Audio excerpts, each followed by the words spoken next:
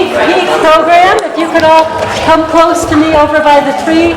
We decided we would start with the introduction out here because, as some of you know, once you get in the King Gallery, people string out and it's a little harder to hear. So take a step closer. I'm still getting used to the acoustics with the new floor.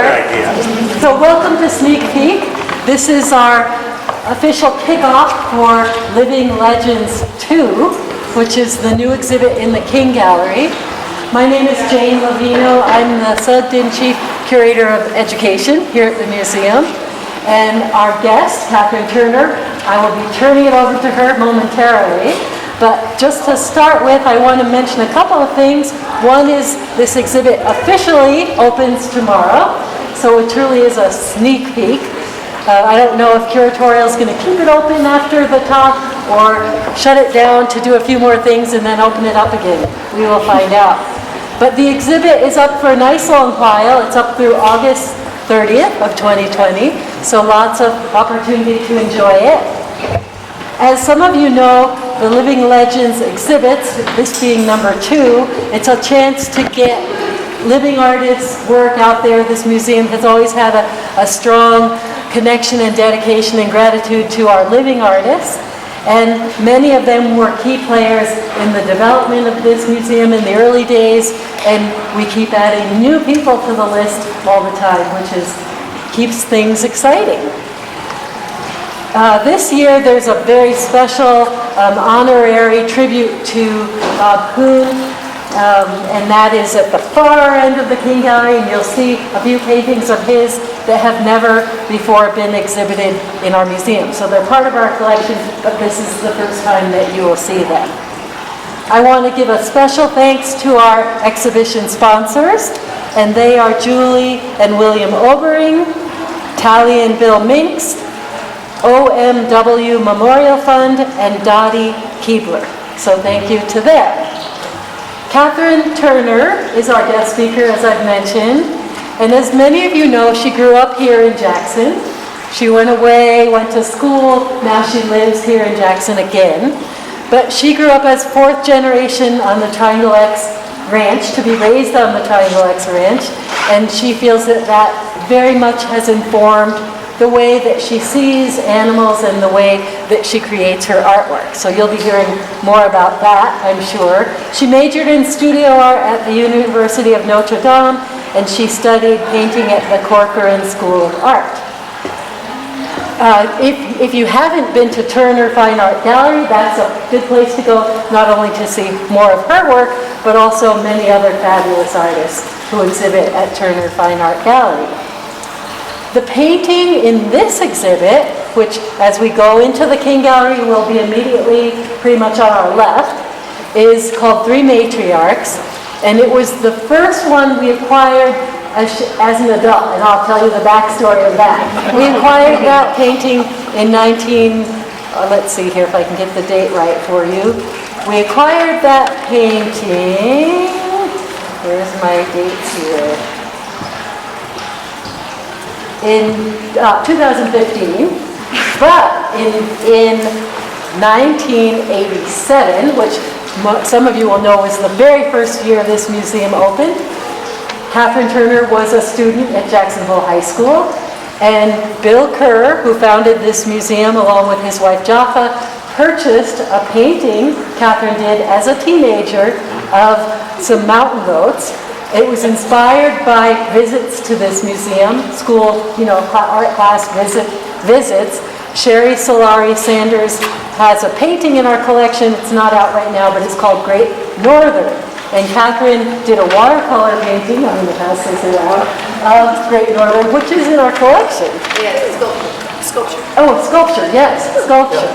Yeah. So we now have 5 paintings of hers in our collection. That surprised me when I was looking into the records. We now have 5 paintings of hers, and we're delighted that she could be here with us today.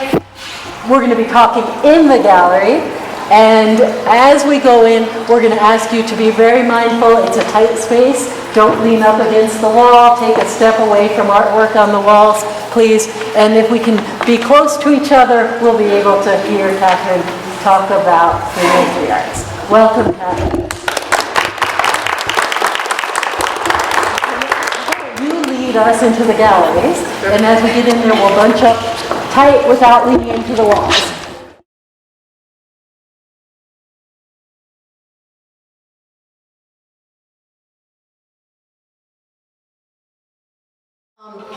I am blown away by this reception. I thought on a powder day, I'd be here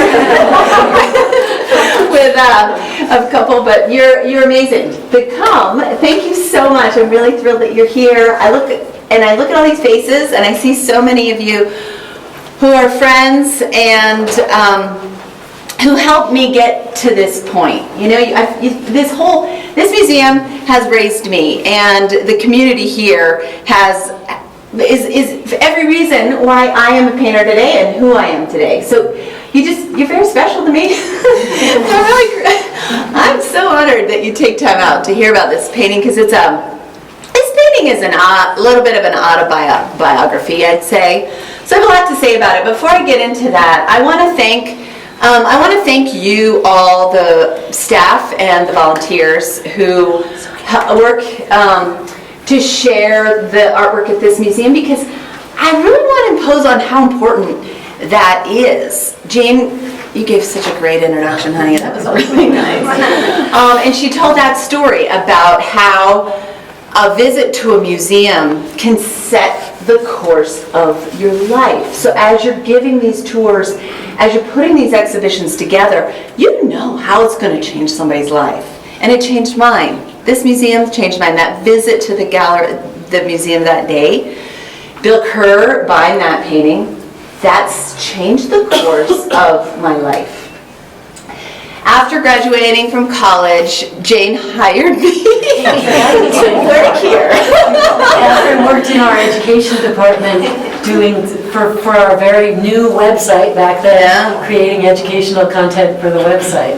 Yeah. I just gotten this degree in education from the University, this master's degree from the University of Virginia, and I announced to my mom and dad, who are here today. I love them so much. They're so sweet to come today. I said, actually, I'm not going to get a real job. I'm going to go home and be an artist. That was really great. Grandparent here. Luckily, Jane, luck would have it, Jane actually hired me part-time to work here. So that was nice news to send home to the parents that I actually had like a day job. And it was the world's best day job to work here with this incredible staff, with this incredible collection. And that collection was one of my big mentors, because I got to roam these halls, I got to work with these collections, I got to study this work in my day job. And that was a huge teacher, studying Rungus work, studying his etchings. Kuhn. I got to meet Kuhn in this hallway and ask him questions like, what advice would you give a budding artist, someone who wants to be a wildlife artist? What would you advise? And his advice to me was, draw, draw, draw, which was great advice. I got to meet all kinds of other contemporaries in this collection and ask them the same questions. Who gets that opportunity in a little town like this, right? The other inspiration for me, because I was so inspired to be a wildlife art, and that has everything to do with my father, and that will come in later in the story, but I got to have mentors here who were women in this field of wildlife art. That's a small niche. It's this very small world of master wildlife artists. But this collection has Rosa Bonheur, Anna Hyatt Huntington, Lanford Monroe. And those were giants in the wildlife art world. And they silently were my heroes. You know, I got to, their work set a high bar for me, which was really great. And they proved to me it's possible, that this big dream I had was a possibility for me. So with that, I'd work here by day, and I'd go home and paint. And Jane was always so supportive of that, and so I was really appreciative. In the summers, okay, so let's get to talking about this painting. That's what you came here for. It's better to talk about me. So this painting started a long time ago when I was a little girl growing up here in Jackson Hole. I had a charmed childhood. I got to grow up on the Triangle X Ranch, and my dad was a wildlife biologist. That was his big dream, and he's kind of a St. Francis and Grizzly Adams person, in the same person. And he goes into the forest, and all the birds fly out of the trees, and all of the deer come out of the forest, and they follow him home. So when I was growing up, he was rehabilitating a pet elk, a coyote that got hit on the highway, eagles that had been shot or electrocuted or poisoned, and I thought everybody had a bald eagle in their backyard.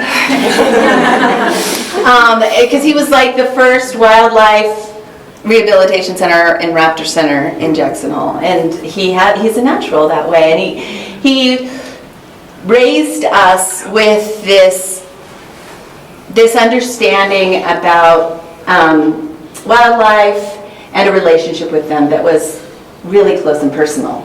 It was so special for me. So not only that, I got to grow up on a ranch, and what little girl doesn't want to grow up on a ranch with 250 horses? So my job every day, from the time I was 8 years old, was to go and wrangle in all the horses that had been let out over the night before, and we. Like I said, we have a big, large herd of horses, 250 horses and mules. And at the end of the day, we'd let them go. And in those days, they would go and they'd graze down by the river bottoms of the Snake River. And they'd graze all night, but in the morning, we'd need them to go back to work. And my job was to find them and bring them all back before breakfast at 7 a.m. Breakfast at 7 a.m. on a ranch. So I'd go and I'd saddle my horse in the dark every morning in the summertime and ride through the dark, and thank goodness horses they had no problem with that. And my job was to look for them hiding in about 800 acres? Yeah. In the dark. And we put bells on the rascals that really like to hide or swim the river across on the other side of the Snake River. So I'd listen for bells, but otherwise I was alone in the darkness in the early morning in the Snake River bottom riparian area. The thing that's magical about, there's so much that's magical about that, but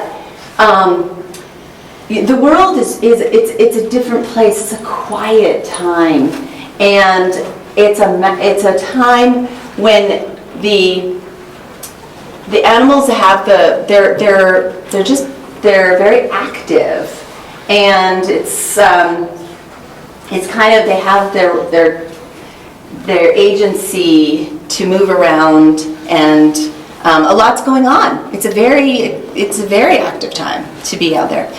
What's really special is that when you're on a horse, they don't really associate you as a person. For some reason, they see four legs, and because they're used to the horses being in that habitat, they just think you're another horse cruising along. So it's almost like having a magical invisible cloak. And you get to enter into this, into the natural rhythms of that riparian area. And I got to do that every morning. So I could ride right through herds of elk that were feeding then. And by the time the sun comes up, they're all gone. They're all disappeared. They all find bedding, and they. So I couldn't always see them, but I could hear them. I could hear them moving around, and I could hear the calves and the cows call to each other. Cows and calves have a unique chirp. That's how they find each other. They have nursery groups, and the mothers will take turns caring for the groups. But if the mom, that mom and that calf wants to find each other, they can find each other with a unique sound. What was a real, always high in the springtime, when they would be crossing across the Snake River, the calves a lot of the time would be carried further downstream, and the moms they'd have to regroup after going to do that. So I got to hear them crossing the river, crossing tributaries. So this painting is all about that. It's all about those ghostly visions of me seeing the herds of elk as I'm riding in the mornings. What I think is interesting about this piece as an artist is I started this painting, but it took me about 1.5 years to finish it. And the reason is because I didn't have the skills yet. I wasn't a good enough painter to finish it. There's a lot that I had to grow into this painting. That's what I'm trying to say. It was a bigger painting. It was a bigger challenge than I knew, a bigger puzzle than I knew to solve. And so what I had a couple things come my way in that 1.5 years. And it just goes to show you nothing ever happens by yourself. One of the other neat things that happened to me when I was here is that I got an important mentor. I saw his piece in the collection, and I didn't know the guy, I just knew his work. And the time there was a staff member who helped me track this guy down, who's kind of a hermit, kind of a recluse, but a brilliant artist, genius artist. His name is John Felsing.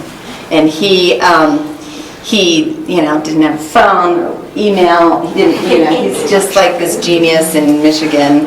And thanks to this museum, I got in touch with him, and he took me under his wing, and that was about 12 years ago. And so that was one great thing, is that John Felsing, who works in a very moody tonal palette, he took me under his wing as his mentee. And the other thing that came my way was that I got introduced to a woman in England who makes her own brushes. She and her daughters sit around in the living room, and they make brushes by hand.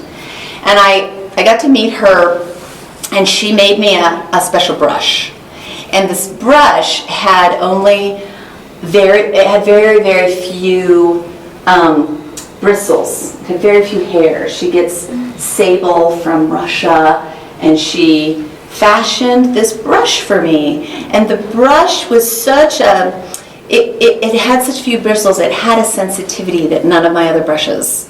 The hairs were so fine, and it was so carefully crafted that you could put paint on the surface that was like a whisper.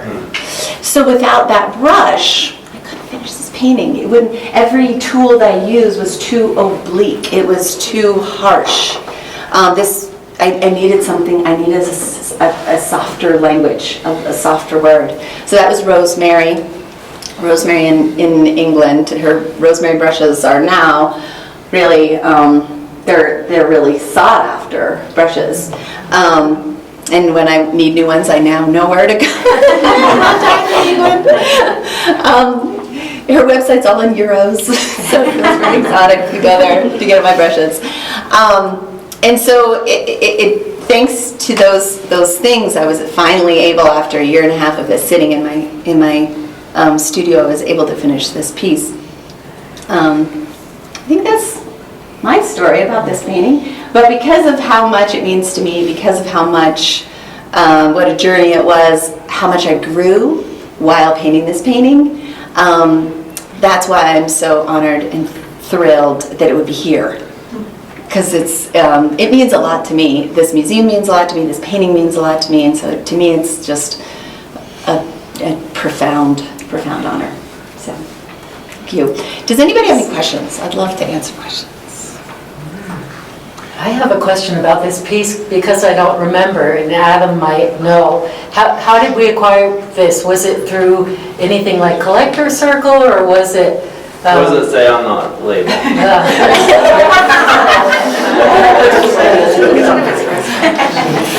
I think it's. Let me see. I think that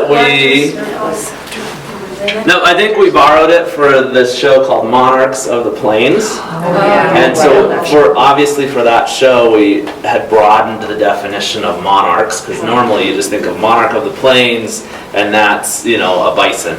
So we wanted to show all the different animals that lived on the plains, and so we borrowed this from you, I'm pretty sure. And it's not monarchs, it's matriarchs. Nature, right. I think we borrowed it, and then we liked it so much, and it fit in so well that we then presented to the acquisitions committee, and we bought it with museum acquisitions funds. Nice. So, yeah, that is my recollection. And I wanted to say, there is a Felsing painting down here, about 2 sections down on the right, so take a look at that. When you're done. Yeah, definitely do. You can see the softness and his low light that he paints in a way that's unprecedented, I think. I had to make my plug about matriarchs. The fact that these are all cows is very intentional.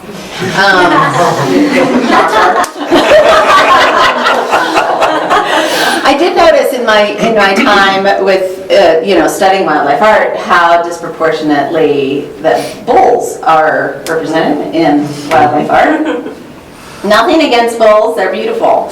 But we need to also, I wanted to recognize the importance of the females of the species, particularly in elk. Cow elk live twice as long statistically as a bull. Bulls live about 7 to 8 years, and cows live about 14, 15 years.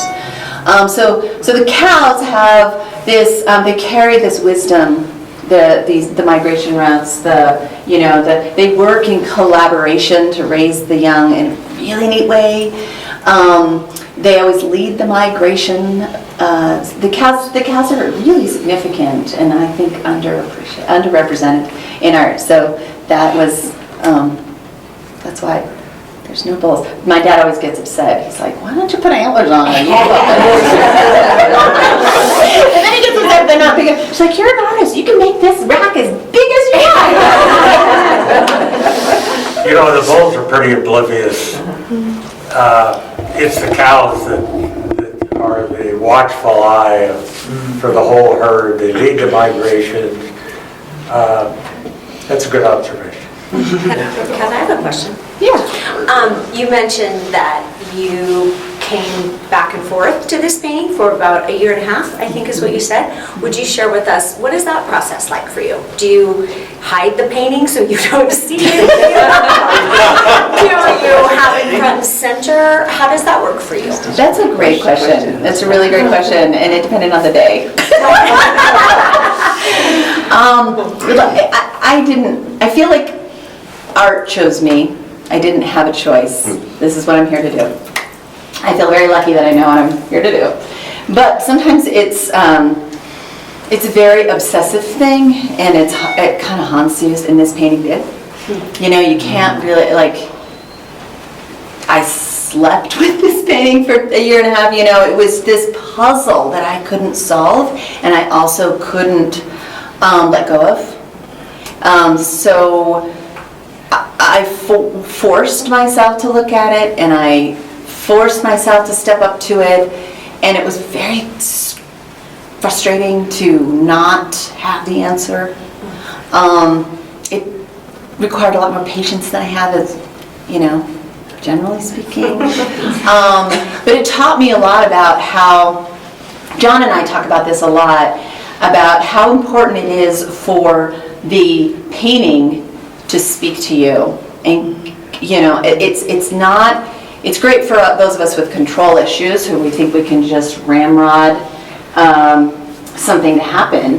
And that's not at all, it's like, that would be the same as forcing a flower to bloom. You have to allow the petals to open, and the flower's much prettier when you have that approach.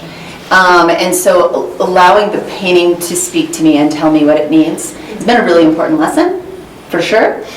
And I learned that through Steve Kestrel. One day I got the real privilege of working with him in his studio. Steve Kestrel is the Michelangelo of wildlife art. He carves stone, and he wanders around his property in Colorado until he finds a rock, brings it home, he sits with it until he finds out what the rock wants to be, and then like Michelangelo, he chips away the stuff that's in the way of what that rock wants to be.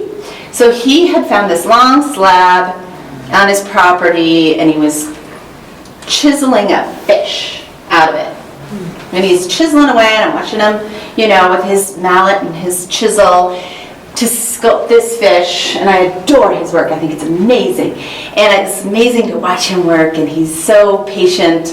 And he did one tap, and he didn't know this, but a vein was running through the middle of the rock, and 3 months of work flaked off with one tap.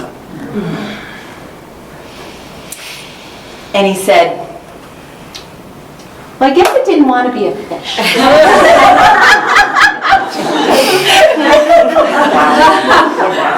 I know, it's crazy.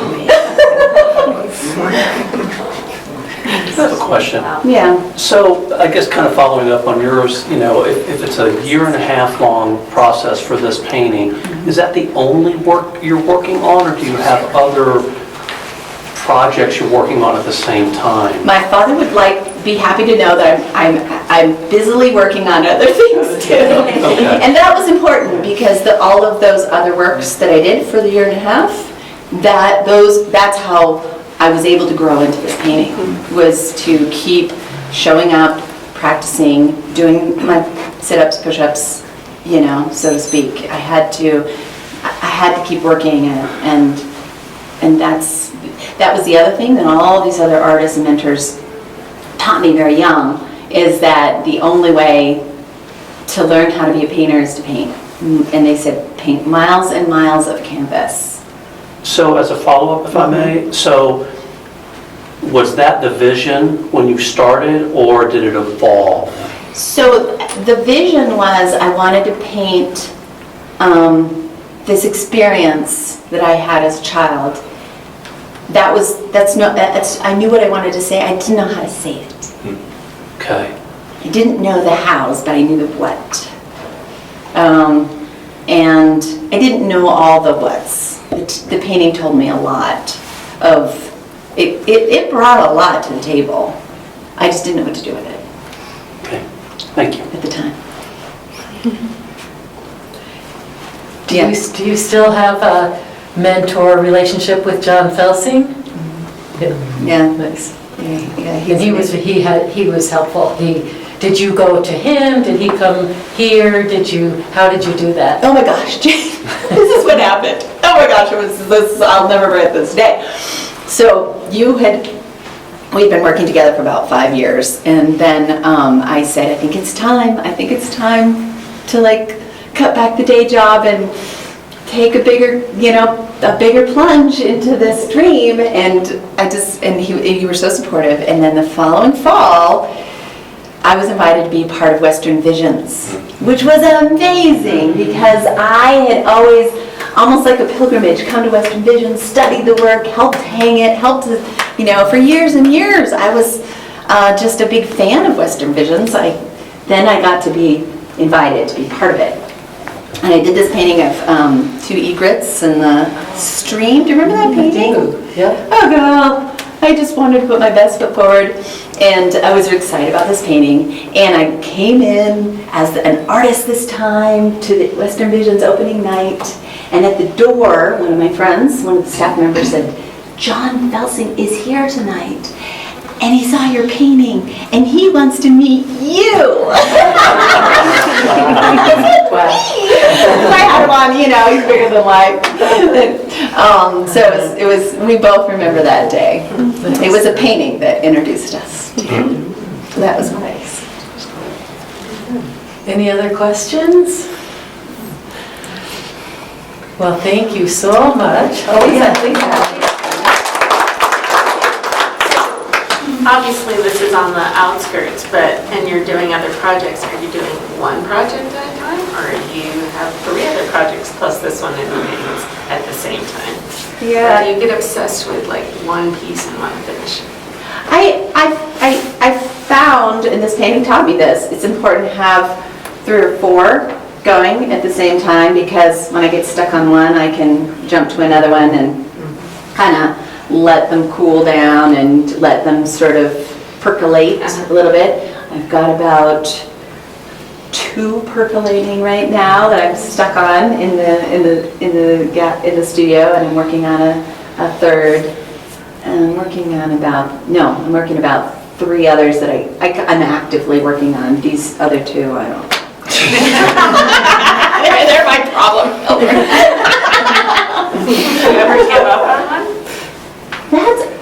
That's a really good question. I don't easily give up on a piece, mostly because I'm hard-headed, but also because of this piece. You know, you never know what's going to happen. Or oftentimes, if I'm wanting to give up, it's more about me than it is about the painting. But it's sometimes when I give up, I'll paint over the surface, and then the layering of the bones of the other painting can be interesting too. So I've tried to stick with it, but sometimes it was flawed from the start. It was either the composition wasn't strong, or the drawing is off, or it's not worth. I mean, it's a lost cause, and those teach me a lot too. How do you know you're done? That's the hardest part. That's really the hardest part, and I think it takes like 2 artists to paint a painting, one to do it and one to tell them to stop. So Lee Riddell gave me the best advice. Lee Riddell, painter at the gallery, she said, if you think you need to add 1 or 2 more things, it's probably already overworked. So I try and listen to that, and you have to do a lot of listening when making a painting. Listen to the painting, listen to that still small voice, and just really pay attention, because it's particularly the work that I like to do. I want there to be a sense of spontaneity and freshness to it, and it's really easy to overwork a piece and lose that spontaneity and that freshness, those kind of happy accidents. And there's no undo button, darn it, on a painting. I so wish there were. It could go, 4, 5, 7 steps back, and then it would have really been a good painting. Thank you all.